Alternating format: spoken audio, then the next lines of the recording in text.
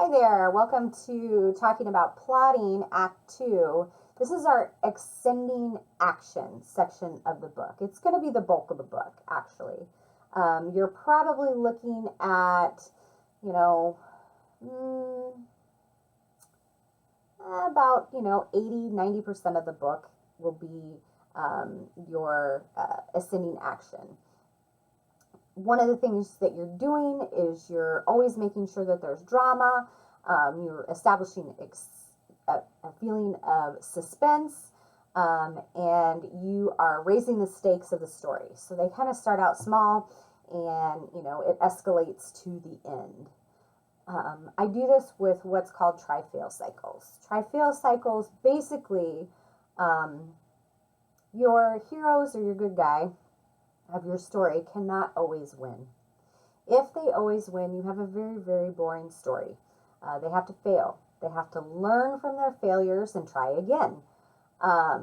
And so your ascending action is based on these try-fail cycles. They try something, they fail at it. They try again, they fail again. And then they try for the final time, and then it's all holds bar, all in to the end of the story. So your first try fail is probably going to be something mild, something minor, not have a whole lot of stakes, but it definitely is a try. And you have to think of it, the characters take 2 steps forward and 1 step back, 2 steps forward and 1 step back. They kind of continue that cycle until they get to the very, very end.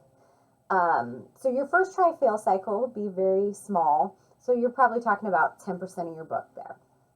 Your second tri-fail cycle is going to be a little bit more in depth. There's going to be more to it, a lot more moving pieces. You're probably looking at about 25% of your book there. Now, something that a lot of authors like to put in is what we call a midpoint twist. So someplace in the middle of the book, add a little plot twist in there. And what that does is it kind of refreshes the reader's interest in the story, gets them excited about the story again, so you don't lose them.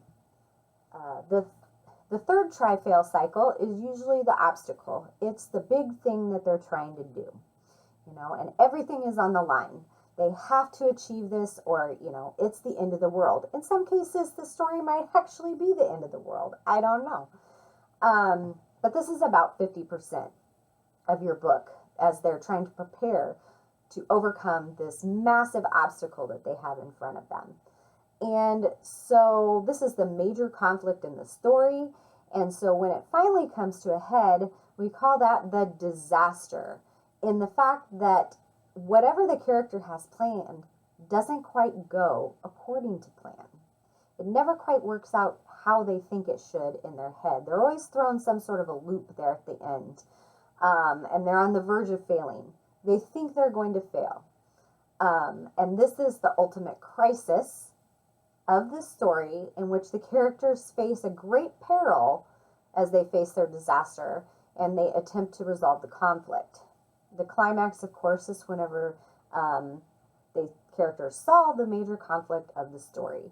I kind of equate this to, if you want to see the boiled down version of that, I would have to say, watch a Disney movie. At the very end, whenever the hero is just at the end of his ropes and he just doesn't know what to do, he's going to fail, the bad guy's going to get away with it, he's lost, his friends are in trouble, her friends are in trouble, whatever it might be, and it's that moment where they rise to greatness.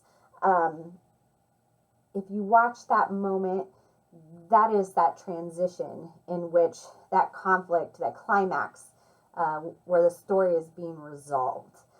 And so that's what you're building to. You're building to that moment where your reader gets goosebumps, and you have to carefully craft that suspense from the beginning of the book, but in your act 2 by slowly rising the action and the stakes.